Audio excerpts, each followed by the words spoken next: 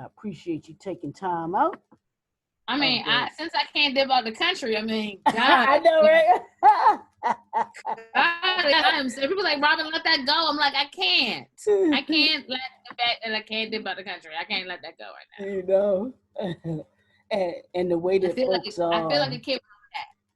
Yeah, and the way that folks are, they act like, you know, and I don't know how you are, but some people act as if, you know, this time that we're in right now where you can't, you know, folks act like they have to be at the beach. They have to go to the, no, I refuse you know, to go to the restaurants. They got to be going out to eat, you know. No. And I'm just like folks, do you like COVID-19 didn't just go and walk away. You know, it's still out there. So I refuse to like go anywhere outside of the grocery store and Walmart. To the wine store. I go to the wine store. But I'm the same way. But yeah, I refuse to go anywhere other than those 3 places, and of course the post office. But all right, good people. Don't mind us. We just here having a conversation before the conversation. I want to welcome everybody to the Author Showcase a series that we have going on. It's your boy, Leroy McKenzie Jr. The National Black Unity News is bringing you and JNF Enterprises is bringing you the Author Showcase featuring national authors from all over the country with a mission, a message, a movement, and a motivation. They are bringing you knowledge, information, and resources that will elevate you, activate you, educate you. And I have the financial educator, the financial guru, the financial strategist on here tonight with that we're going to be having a conversation about, talking not only just about her book, This Is Not Your Final Chapter. Hope y'all can see that. I see the glare on it and everything like that. But this is not, and I told her I love this cover. This cover is the bomb. This is not your final chapter. So we're going to be talking about that. We're going to be talking about money. We're going to be talking about money, y'all. So y'all better go tell them folks that you got sitting around. We're going to be talking about money. And all them folks that's asking you for a couple dollars, we're going to be talking about money. So they get their money right. Absolutely.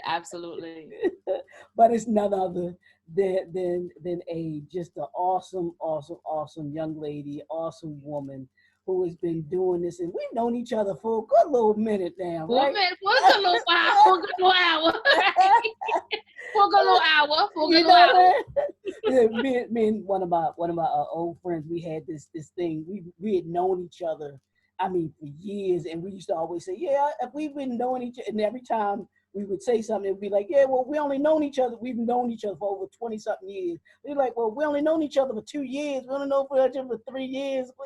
Just joking with each other, but it is wonderful to have you on here. I appreciate you taking out the time to come and talk with us about your book, about that mission that you're on, about that message that you bring, and everything like that, because people need to hear this. So I am humbled that you're coming on and that you come to talk to us about this, because I know it's a passion of yours, and it's been a passion of yours for a minute. So none other than Miss Robin Haynes, y'all, and we're gonna just we're going to get right into it. Like I said, this is just a conversation.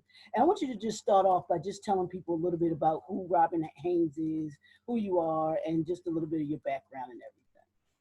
So as Leroy said, first of all, I wanted to give the ball back to Leroy and thank you so much for thinking in that robbery to share your platform, right? So I am always humbled and I'm honored when people want to reach out to me and ask me to, share their, to bless their platform. So I think in that robbery. So thank you so much. A little bit about Robin Haynes. Robin R. Haynes is a Baltimore native, born and raised here in Baltimore, Maryland. Went to Mercy High School, went to Morgan State University for undergrad, and went to Capella University for graduate school.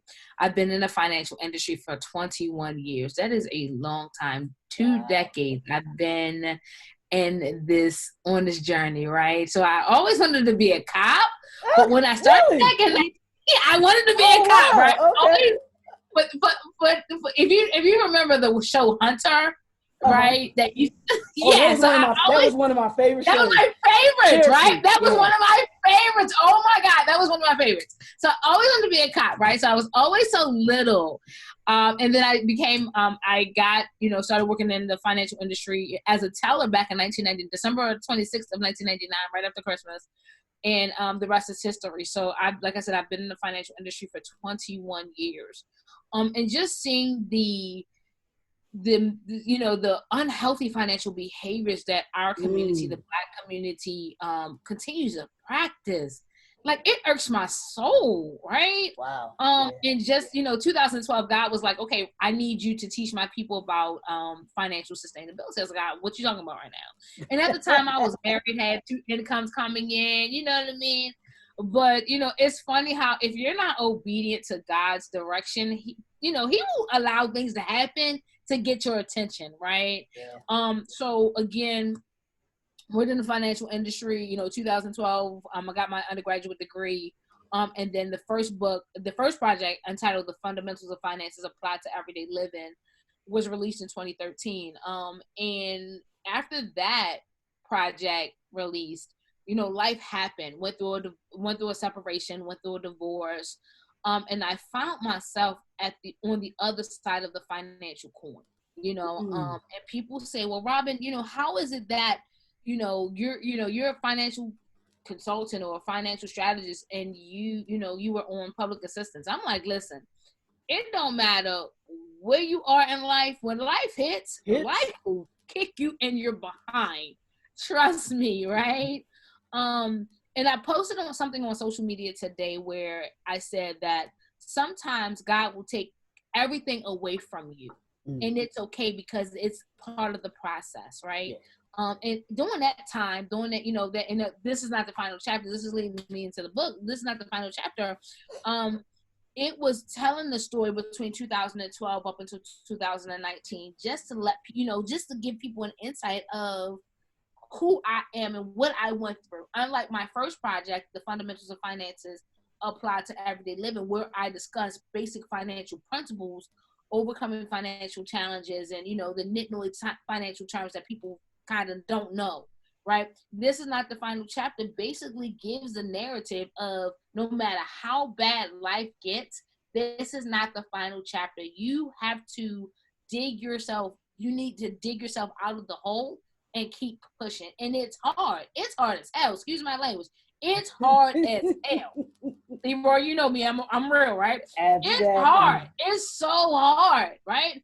But I promise you, you have to, number one, totally rely on God, right? And that's, and that's one thing that did not waver while I was going through my my time, my not so good time, is that my faith in God never wavered. In fact, it got stronger, because it was during that time that I was totally, I had no money.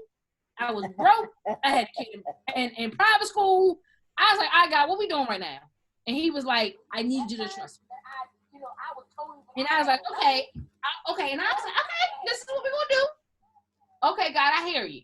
So it was at that time that I totally depended on God. And here we are now. And in the book, I talk about how I had to go to the Department of Social Services and get public assistance. I mean, and that was like, wait a minute, I got a degree.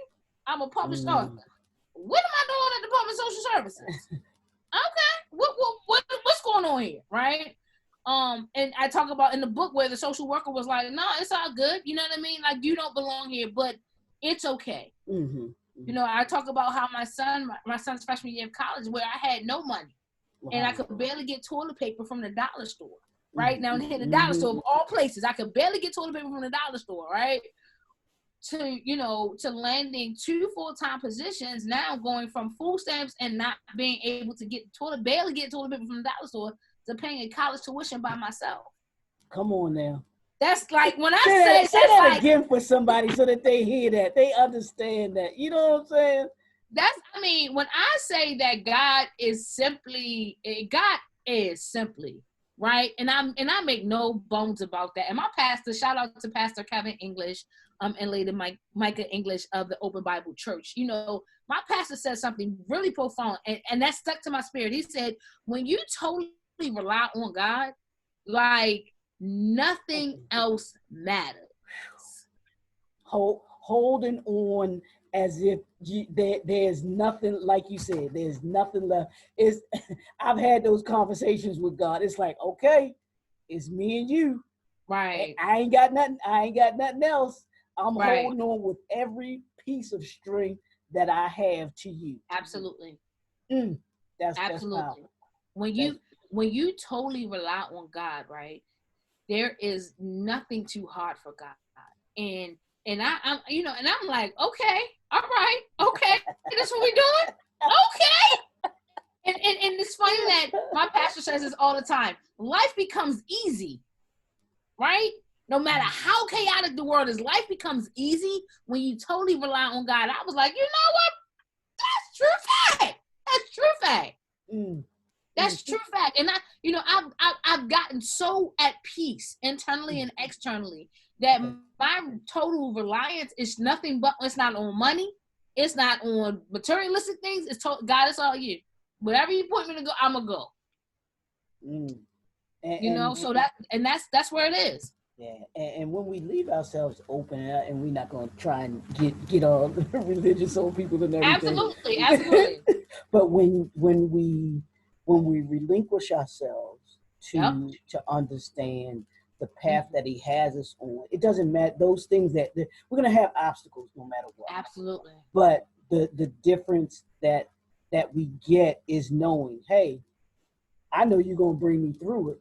Or I'm trusting you. My thing to God is, okay, I know you know what you're doing, so I'm just going to follow what it is that you tell me to do and how you direct me and what you want me to do, you know. Absolutely. So that is awesome. That is awesome. So tell me this, what got you, and this isn't your first book, but what got you into writing? Yeah, what got you into writing? What made you think, hey, you know what, I need to put some things together and put them into a book to be able to put out there? What was that thought like? Where did that come from? So the first project, right, the fundamentals of finances applied to everyday living, from me working as a financial services consultant in the bank, right? Okay. And just, having people not understanding banking terminologies and just practicing poor financial behaviors. And I remember going to a conference a while back, and this is actually in the second project, where, I ran into a publishing team and they said, hey, have you ever thought about writing a book? And I was like, yeah, no, but okay. Blah, blah, blah, blah, right? I'm like, yeah, well, yeah, no, right? So they said, we had, and they was like, well, how about you put your thoughts into a book? And I was like, okay. Now, of course, at this time, 2012, 2013, I was green as grass. I know what I was doing. I know. I know. I just wanted to know. I knew at that time that I wanted to help everybody with their money, right? Okay. So the first project, which was that was my freshman project, and it was that project teaches people the nitnoids of understanding their money. You know what I mean? Overcoming financial challenges. Know that life will hit, but you have the ability to overcome them. Financial terminology, we talk about that in the first project, where, people don't know the difference between the savings and the checking account, or, the difference between a bank and a credit union, the difference between a payable on death versus a power of attorney. So we talk, just seeing, just having those questions embedded in my head while servicing my clients, while working in a financial institution. I wanted to put it like a banking book for dummies, if that made sense. Okay. Especially So that's the first project, and that project went really well. And then the second project, this is not the final chapter. Again, going back to the spiritual piece, God was like, okay, I need you to tell your story. He woke me out about the deep sleep and was like, I need you to tell your story. So, and I was like, what we talking about? So it's like 5:40 in the morning. I run to the office and I'm sketching stuff out. I'm like, hey, God, what about this publishing contract? He was like, if you don't go over there and write the book like I told you, and I got the rest. And I was like, okay, what am I about? All right. So the book, the second project, unlike the first project, is so near and dear to my spirit, because it's personal, right? And it walks the reader through those challenging times that I personally had, right? Okay. And there's a journal that's attached to the second project, right? Because again, putting myself in the reader's perspective, putting myself in the reader's mindset of, I like to write, as you well know, you know what I mean? And so often our community, we don't write stuff down. We like, oh, we gonna get to it later. It'll be okay. No, and no. It's not gonna be okay. You gotta deal with the situation at hand and just deal with it. Right? Absolutely. So this is not the final chapter, is the book, and then this is not my final chapter, talking to the actual audience. This is not my final chapter, right? So the journal is built out for 3 months, for seven days, and I'm a student of my own teachers because I use the journal. Like it, yeah, I wrote this. Shut up. I did this. Shut up. Right? But it's a helpful tool. All things aside, it's a helpful tool to really sit down and allow the reader to decipher their issues and their challenges. Because we don't face our challenges. Yeah. It's gonna be all right. We gonna be okay. No, honey, you gotta deal with it. Yeah. Because here's the thing, we have the ability. We oftentimes don't deal with challenges, right? So then what happens? There's another challenge that arise. So now we got 2 issues. We got challenge number 1. We got challenge number 2. Now we got 2 issues that we got to deal with. Absolutely. And folks don't, and especially in this day and time, and we're gonna get to that, about dealing with what we're going through right now, this COVID-19. Absolutely, the pandemic, sure. And that the money aspect of that and everything like that. But you're so right, because there are too many of us, and maybe it's just because people are afraid of confrontation. And with this COVID-19, what I've said to people, what this COVID-19 has done has made people have to deal with themselves. Yep. Because they can't escape it. They can't go anywhere. So you've got to, like you said, you got to sit in it. You got to deal with it. Because it's not going anywhere. It's not going anywhere until you deal with it. It's not going to get dealt with until you deal with it. So hunker down and deal with it. Do what you need to do to say, Absolutely. You know what? Yeah, I didn't ran from it long enough. Let's get that hard part over and start to deal with it and start to heal my money, heal my finances, heal my credit, put myself in the right direction, if not even in the right position, to be able to do the things that you want to do and also like that. So that is that's definitely something that I think that people need to hear. People definitely need to hear that tonight. So I appreciate that. Now tell me that, like, you just talked about both of your books, and I want you to tell me what you've learned from writing each book. What'd you learn from writing that first book, and then what'd you learn from writing this second book? So the first project, right? Like I said before, I was green. I didn't know what I was doing. I ain't gonna lie. Like I was like, oh, okay, I'm gonna write a book, right? So it's funny when I submitted the first manuscript, the publishing team at the time was like, yeah, that's cute, but what are you saying to us? And I was like, what do you mean? I'm an SME, the subject matter expert, right? Like, what do you mean? But honestly, during that time, when they rejected the first copy of the manuscript, that was a teachable moment. You know what I mean? And being an SME, subject matter expert, I learned that, Robin, you don't know everything. You know what I mean? And the minute you become unlearnable, uncoachable, unteachable, is the minute you will fail, right? So what I actually did was take their criticism, even though my feelings was hurt.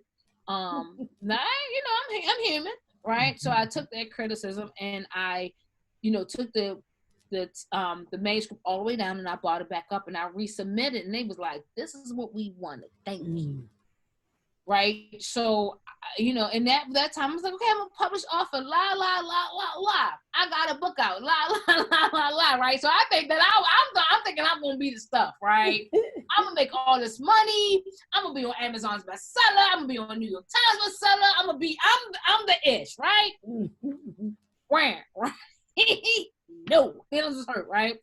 And again, I didn't know because I didn't have a business advisor. I didn't have a business coach. I didn't have anybody to hold my hand, right? So I was kind of building the airplane and while trying to fly it, if that makes sense, right?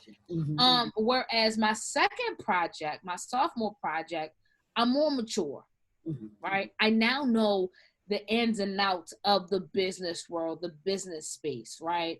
And like I said, my sophomore project, unlike my freshman project, was more personal to me. You know what I mean? And I really wanted people to really understand the story. Where you are is not the final chapter. Hence the title, this is not my final chapter, right? This is not the final chapter. And I said in the prologue, where you have more chapters to write.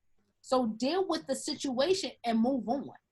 You know what I mean? So both projects are two, project number one is the fundamentals of, Newly Finances. And the second project, this is not the final chapter. It talks about the personal story. It relates to the audience. Well, both projects relates to the target audience. But the second project really it resonates with this, with the audience, especially now while we're in this pandemic. Because people are strapped financially. Let's be for real. Yes. People are going through financially. They got more bills than they got money. Yes. They like, look, we try to rob Peter to pay Paul and Mary and John. We don't have it. Like, I had to tell a client yesterday who was in Philly. I said, listen, have you applied for social services? And he was like, no. I said, honey, apply. Don't be so proud that you don't want to apply for public assistance. I applied, and I was a published author, and I had my first degree, and I still got food stamps, $194.10 to be exact. And people don't understand that's actually the purpose of the public. It is to give you that bridge. Absolutely. To give you the bridge. If something like this that we're going through right now, that's use the resources. Yeah. Use the resources. So tell me, all right, I know you talked a little bit about now this second project of This Is Not Your Final Chapter. Tell me why did you want to write this? And then what's the message that you want the reader to come away with after they've read that last chapter, that last word out of here? What do you want them the purpose behind the sophomore project was to allow people to feel my pain, right? Because people really people see me social media, out and about in the community, like, yo, you young, you successful, you doing your thing, you know what I mean? A, B, C, and D. I'm like, but y'all don't understand yesterday. Yesterday was hard. Yesterday where, my son and we had 4 hot dogs and I had 2 and he had 2 and we had a handful of chips and a cup of Kool-Aid and we went to bed.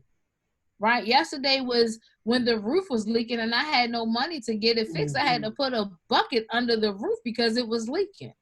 Yesterday was when I prayed that my truck, my white 2007 Jeep Patriot didn't die because I ain't had no money to get it fixed. Absolutely. Yesterday was when the HVAC system collapsed and it was hot. It was cooler outside and 100 degrees than it was cooler inside the house. I'm just being 100% honest. So Absolutely. Going through that and, going through those experiences is what, and then of course, listening to the voice of God, he was like, you need to tell your story. So to free other people, right? So what I really want people to walk away with is to understand and know that where they are is not the final chapter. And that's, like I said in the intro, you have this project was dedicated to those individuals who feel as though where they are is the final chapter. And I'm here to tell you that it's not. You have other chapters to write. So deal with the current situation. Is it hard? It's hard as hell. Excuse my language. It's hard. Trust me, I've been there. And I had a kid. My ex-husband, bless his soul, he packed up his stuff and rolled out. Left me here with a house that was built on 2 incomes, and it barely survived off of a half of my entrepreneur income. Mm-hmm. Mm-hmm. And it's just when I say life hit, man. Life hit. It was hard. But because I went through it, and God saw me through the entire situation. Mm-hmm.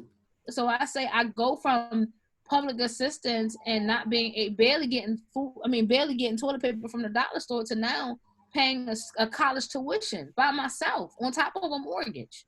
And I'm not bragging or boasting. I'm just letting you know that if you stay in there and just totally rely on God, He's gonna see you through. It's hard. The process is hard and it hurts. I ain't gonna make no bones about that. It is hard and it hurts. But I promise you, if you stay the course and if you stay obedient, all shall be well. Because if somebody would have told me 5 years ago that I'd be making over 6 figures in income, I would have laughed. Because I couldn't see beyond the independence card. Mm-hmm. Mm-hmm. I would have laughed because I couldn't see past the roof, the leaky roof. I'm like, what you talking about? What? But now looking back, I'm like, okay, now I understand why I had to go that way. Mm-hmm. I understand why God had me go through those valleys to not only for myself, but to free other people. Right. But sometimes our valleys are not only for us, but it's for other people. So we can tell other people what it is. Yeah. Absolutely. And that's the thing too, that sometimes we don't grasp that the things that our testimonies and our journeys, it's not for us. It's right. For those that will encounter us. And I had to learn that. I learned that. Going through that journey and looking back and looking now, I realized that my struggle was not for me. My valley was not for me. My value was for other individuals who look like me, that are in the same predicament, to say, you know what? If she was able to overcome, damn, I'm going to overcome. I just got to put that work in. Absolutely. Now talking about putting that work in, and we here to help folks, and we here to show folks, not just to hear your story. But let's talk to those folks who are going through right now that need 3. Let's give them 3 things that they can do right now to be able to get them through to the other side of this COVID-19. What do they need to do? Because this thing ain't going nowhere no time soon. It's really not.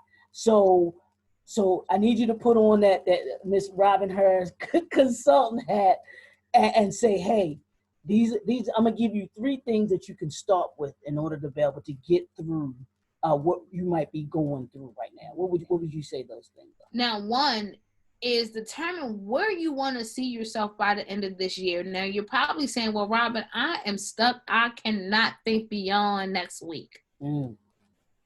What you want to do, honestly, is think long term. Right now, the COVID and the pandemic has us thinking short term. Our mindset has to be broader, right? So we just started, you just started July last week. You have to ask yourself, where do I see myself at the end of 2020? Right? And where do if it's no more than saving $5 unemployment or $5 a paycheck, so be it, right? I want to save $5 per paycheck. So be it. That's your goal, right? So, number 1, set goals, okay? Along with those goals, you have to set execution strategies, okay? Number 2, ask yourself, every time I spend money, is this a need or a want? What's a need? A need is something that's required for survival: food, shelter, clothing, transportation, and medication. Again, a need is something that is required for survival: food, shelter, clothing, transportation, and medication. Whereas a want, what's a want? A want is something that's desired but not required. So often in our community, we allow our wants to overshadow our needs. Therefore, we get into financial trouble. We think that our wants are our needs, and we really need to step back and say, you know what? I don't need this. Case in point, I was in the grocery store today. I was like, I'm going to get A, B, C, D. And my mental self says, self, you got food in the house. Stuff you need to get out of this grocery store, and you don't need to pick that up. You got food in the house. Right? So we have to have an internal conversation with ourselves every time we spend money. Is this a need or want? And number 3, realize that our financial journey is our financial journey. We cannot compare and contrast ourselves to our neighbor left or right. Okay? And another thing is that you can't put spilled milk back in the glass. You're wasting time doing that. What you got to do is learn from the spill. Clean up the spill, get a fresh glass of milk. Don't waste time trying to put spilled milk back in the glass. You're wasting time and effort. Stop. So those are the 3 things, again, set goals, define goals, and then implement strategies. Number 2, ask yourself needs versus want. Have that internal conversation. And if your friends say, hey, we going out to the party. No, honey, I can't go. I don't have no money. And be honest. Be honest. See, we don't like to be honest. We think that somebody gonna be frowned upon. Somebody gonna frown upon us, girl. Say, no. Yeah. Stop trying to keep up. And my colleagues were like, Robin, she'll never go out. You right? I'll never go out. Because what's my return on my investment? If I want a glass of wine, I'm gonna go downstairs and grab a glass of wine. If I want something to eat, I'm gonna go downstairs and cook. What I need to go outside and spend money for, that's whack. I'm paying a college tuition and a mortgage. Yeah, and by myself. Folks don't seem to understand that, and not just like you said, the need or want, but even. And I want you to talk a little bit about legacy building and wealth building, and what people need to be doing right now, because that may be the last thing on people's minds right now is how you gonna be talking about some legacy building, and like you said, I'm trying to think of whether or not I'm worried about whether or not I'm gonna get to next week. What can they do in that realm as far as thinking about how should they be thinking about legacy building, wealth building from this from this pandemic literacy strategy mindset. So here's the thing. Our kids, our grandkids, they watch what we do, right? And I say that because, again, using myself as an example, my son, he's a college senior. He like, I got to put money in my other account. He got like 3 bank accounts. Right? And I remember at the time when he was a junior in high school, and he used to say, I hate that every time I spend money, you shadow box every dollar I spend.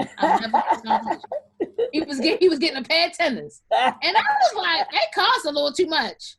He was like, Ma, I hate that you're a financial coach because every time I spend money, you shadow box me. He was in high school, right? I never forget. Now he was a college sophomore. Sophomore in college. He called me one day. He was like, Ma, I'm glad you're a financial coach. These kids down here don't know what they're doing. Right? So all that to say that when you're talking about legacy building and wealth building, we need, as adults, to understand those basic financial principles before we can teach. Yeah. If we don't know how to get our credit straight, if we don't know the ins and outs of establishing a household budget, we need to get into the habit and get into the practice of doing that. Why? Because our children are watching everything that we do. Absolutely. So you can't talk about wealth building and legacy building if you can't balance your checkbook. And that's just the Panama other situation. That's being honest. Absolutely. So until you get into those financial habits, until you start practicing healthy, sustainable financial behaviors, you can't talk about building legacy because you don't know what you're talking about. All right, I'm gonna take you here. What does the now Robin say to that 19, 20-year-old Robin that's coming up and coming around? What does she say to her and saying that this is not your final chapter? The now Robin would have tell 21, 22-year-old Robin, listen to your parents because they kind of know what they know what they right? Listen to your elders. They know what they're talking about. Because we wasn't trying to hear that back. Listen, girl, listen. Because here's the thing: at 21, 22, we think we know it all, right? Yep, and we go rogue, right? And we don't know, right? So I went off the beaten path, graduated from high school, went to Essex Community College, had a baby when I was 20, got married when I was 22. I went off the beaten path. That turned out all right, I think. You know what I mean? Here I am. It took me a little while to come back to the circle. But all that to say is that, if I could talk to that 21, 22-year-old Robin, I would have told her to listen more, and shut up. Right, because you don't know. At 21, I'm having these conversations with my son, who's about to be 23 in a couple of weeks, and I'm like, well, Robin, when you were his age, you had a 3-year-old, so fall back. You know what I mean? He has to experience life, but I was like, I want to shelter him. I want to shelter him from life experiences, and myself is saying, well, Robin, you can't do that. He has to experience life. Yeah. He has to incur bruises on his knee.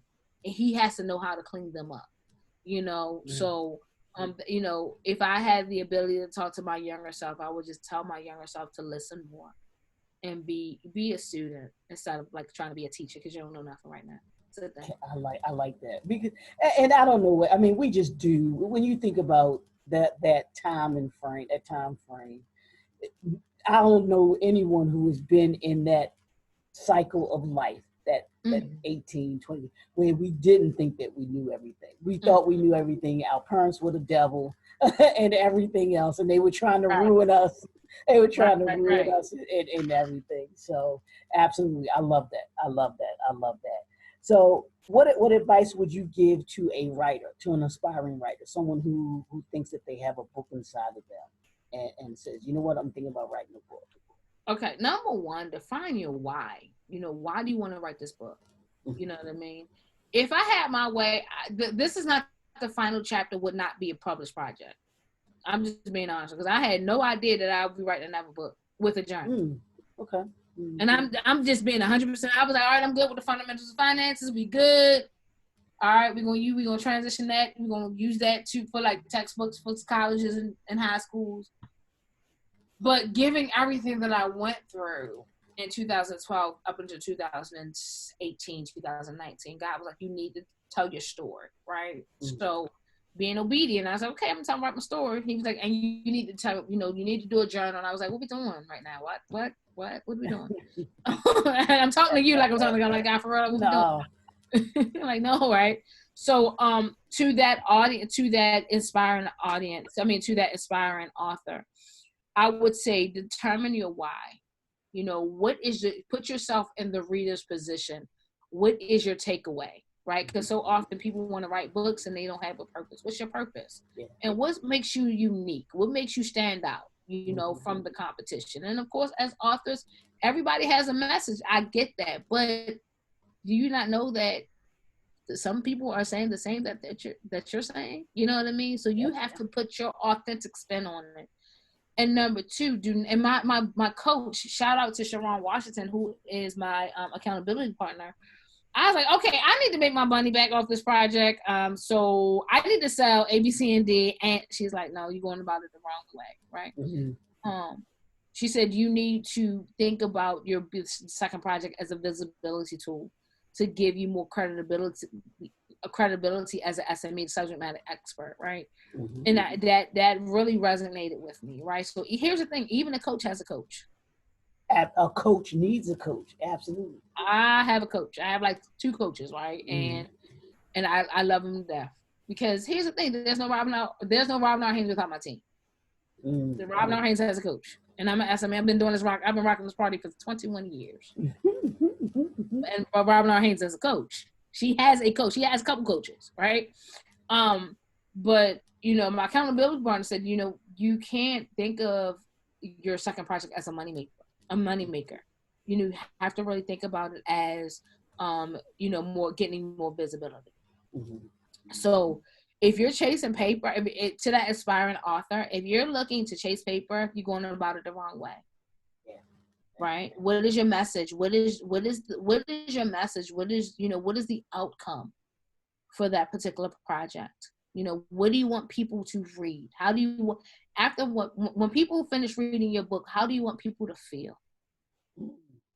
I like that. I like that. I like that. Right? How do you really, how you have to ask yourself, and you have to put yourself in the mindset of the reader, because this is not the final chapter. It's 35 pages, and when I got the proofs from the publishing team, I was like, this is a pamphlet. Nobody's gonna buy this. Pamphlets. Nobody's gonna buy this, right? But God was like, don't think about the length of it. Think about what you're saying within those 35 pages. And I was like, okay, didn't think about it like that. Yeah. And what I also noticed is long gone are the days where people read like 300 or 400 page books anymore, right? Mm-hmm. Like those days are gone. If I pick up a book, what you saying? What you saying to me? You need to say it quickly. Right? So the second project is quick. It's a quick read. But although it's a quick read, it's an insightful read. Because I got a lot of good feedback, and I made Amazon's bestseller in 3 categories. I was like, shut up. Wait a minute, what happened? So okay, somebody liked it, right? But it was, to get back to your question, ask yourself as an aspiring author, what am I trying to say? And after I finish, after my target audience reads my book, reads my work, how will they feel? Will they feel enlightened? Will they feel inspired? Will they feel confused? What are the emotions?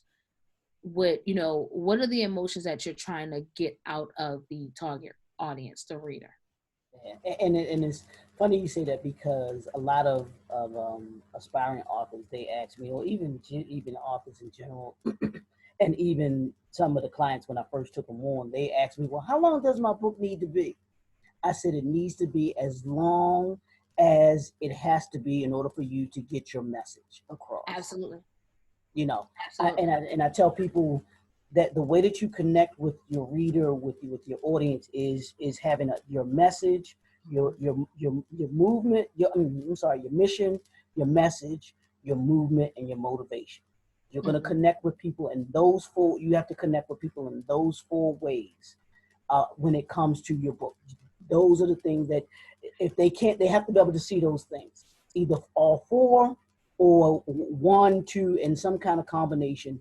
Those are the way that people will become relatable when they're reading something. It's like, oh, well, Robin went through this. She did this. Oh, wow.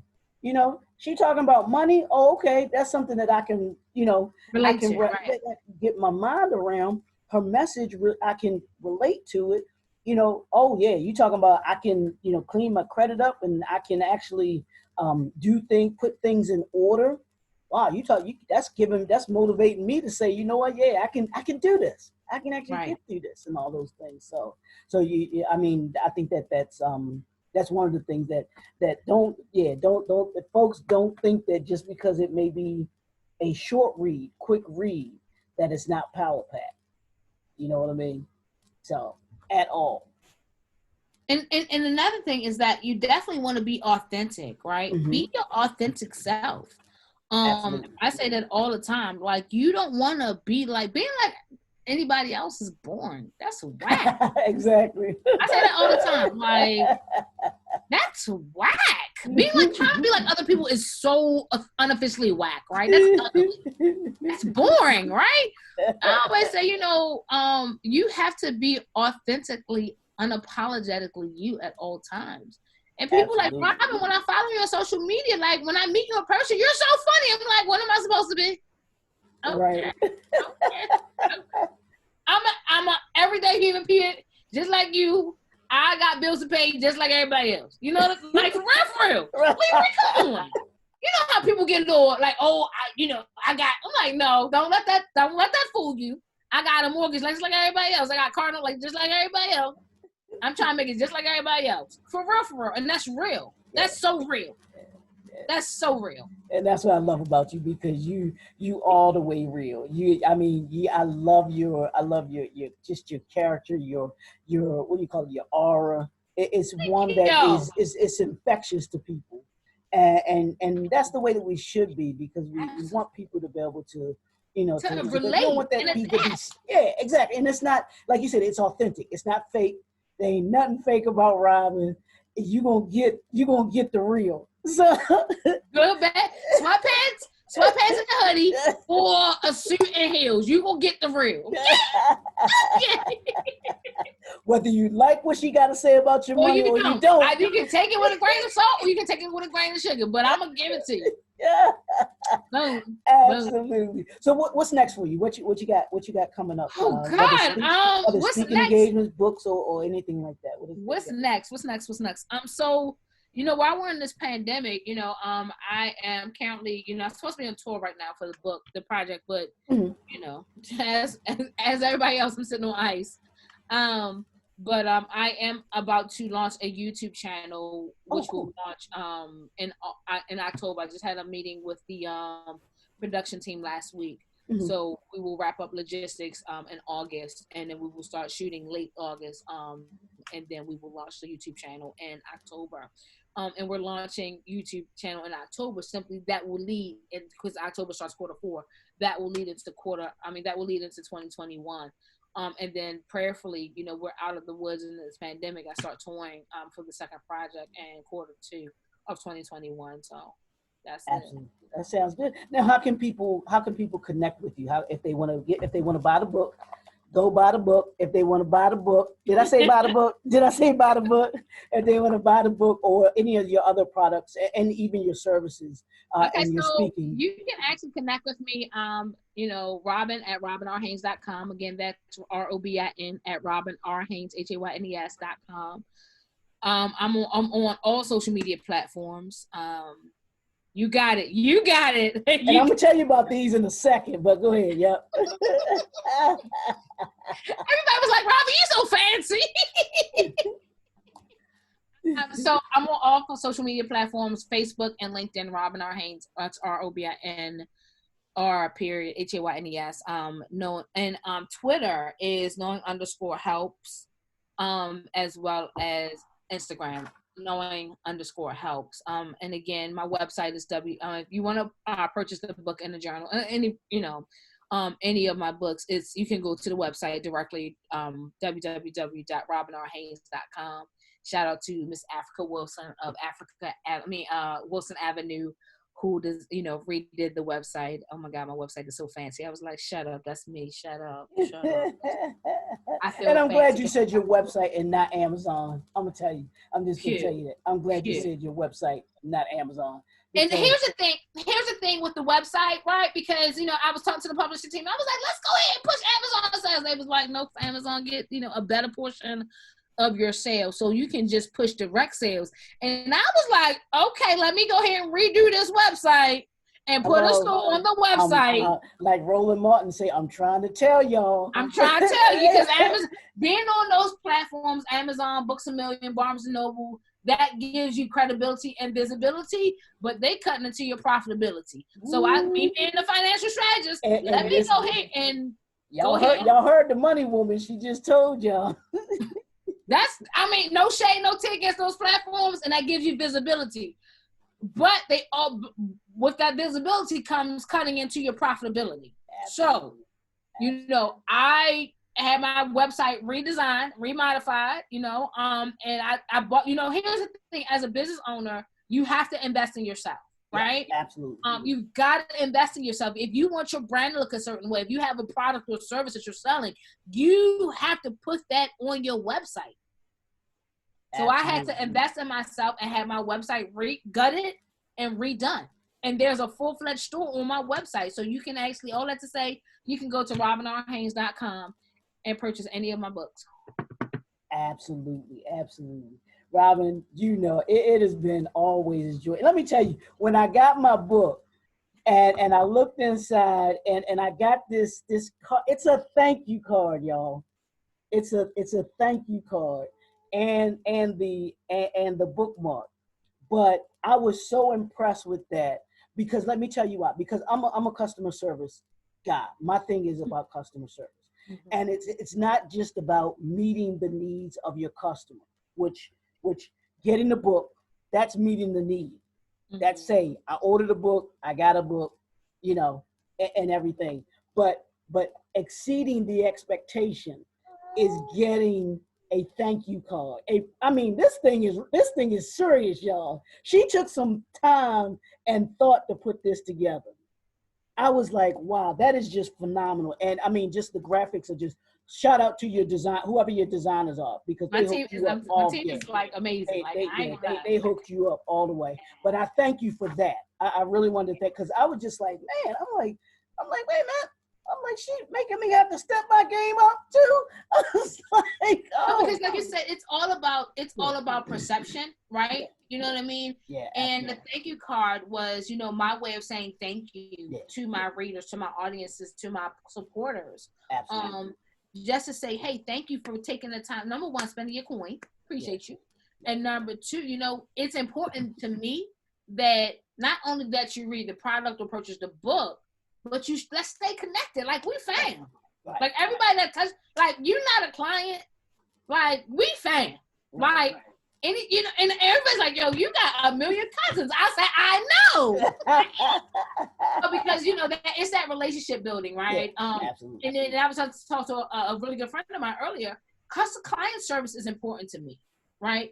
And number two, like Black people and money, we don't mix. So as a financial strategist, I have to build that rapport with my clients to make them feel at ease so that they can open up and talk to me about their financial situation, good, bad, or ugly. And then we can go ahead and but I can't go in and be like, hey, what's wrong? I need to gain that trust. I need to build that trust. Yeah. So the thank you card, the bookmark is just thank you. Just saying thank you. Yeah. It's a simple gesture of thank you. Yeah. Yeah. But that meant I was just like I said, I was totally impressed with that. I was just like, that's how you stand out. One, thank you, because that will do exactly what you just said. It'll be the difference between somebody just saying, okay, I got a book, and somebody wanting to build a relationship with Robin. Yeah, and you know what I'm saying. So I appreciate that, but I appreciate you coming out, taking time to give some knowledge, some information, and some resources to people, talking about your book, the author showcase. Like I said, this is something that every time, let me tell you, every time when we first developed this idea and we started putting together the idea of doing these interviews, you have the idea of how something's supposed to turn out, and you think I said, but every single one of these interviews that I've done for the author showcase, I lied to you not, Robin, it seems to be going to another level and another level and another level. You all just make this so enjoyable for me. I enjoy it. I enjoy having you all to talk about, your missions, your messages, your, all of those things that created you to write the books and to give people some, not just an author doing an interview, but it gives people a backstage to, hey, this is what went into writing this book. What are those things that you want people to come away with, and not having it be rushed either, because we can have this conversation. Sure. And people hopefully gain some, some tools, some wisdom, and those things that they can take from this and say, you know what? Yeah, I got to deal with this situation. I got to deal with that money. For me, it's real life. Like this ain't smoke and mirrors, y'all. This is real. This is real life. Absolutely. This ain't cute. We ain't. It's cute. Yo, this is survival of the fittest. Yeah. I promised myself that once God delivered me from that situation, like I ain't going back there no more. Yeah. So, and I told my son, we will, and I promised my son this. I said, we will never ever want for anything ever again. We will never, ever be in that financial predicament again. So what does that mean? That means that I have to hustle. Yeah. I have to work these 2 full-time jobs. Okay, I need to go on tour so I can get paid. Right. We won't want for anything ever again. This child will walk away. He will graduate next year with no student loans. That is a mission of mine, and I did that. That's I powerful paid right off his there, lady. student loan last week, and I was like, thank God. No My debt. baby will walk with no student loans. No What? debt coming out of college. Come on now. What? What? From That's food stamps to that's now this. that's a What? financial strategist right there, y'all. What? And I make no bones about that. So That's that powerful. being said, if I can do if you just put your mind to it, it's all about the mindset. Put the goals in place, put the mindset into it, put the goals in place, and then execute. Y'all, it ain't hard. It's not hard. This is not hard. This is real, but it's not hard. You just gotta want to do it. Yeah, How hungry are you? This is you're gonna hear that again. This is real, but it's not hard. I like that. This is real, but it's not hard. It's real, but it's not hard. I love it. I love it. I love it. Well, y'all, what can I say? What can I say? This has been the Author Showcase, the National Black Unity News. Y'all can check us out. Interviews with Robin Haynes. You can check this interview out. You can check all of our other interviews out that we've done previously with other showcase authors that we have. And we have our new issue that is actually on the website right now. So you can go to www.tnbun.com and get it out. And then we'll have the physical copies of the paper that you can actually get. The newspaper, those will be out next week, and you'll be able to subscribe. Go to the website, subscribe. You can get the physical copies. The newspaper is awesome. It's not just the Author Showcase, but it has other great articles in there that give you information that you're not going to find everywhere else. Just like this, you're not going to find an Author Showcase anywhere else. So we wanted to bring you something that's different, something that people that may not ordinarily be highlighted, showcased, we're bringing you them. We're bringing you powerful people like Ms. Robin Haynes that give you those things that are going to make you better, that make our community better. That's what we're all about. So check it out. You can go to the YouTube channel, the National Black Unity News YouTube channel. You can check us out there. Check the website out, www.tnbun.com. Hey, y'all know what I say. This is 2020, y'all. Fast and furious. We move with purpose and passion. That's what it's all about. And as I always say, chase the impact, because when you chase the impact, you change the world. And people like Robin Haynes are impact chasers, because they show enough change in this world. One bank account at a time. Thank you so much. Thank you. So we'll talk to y'all next time.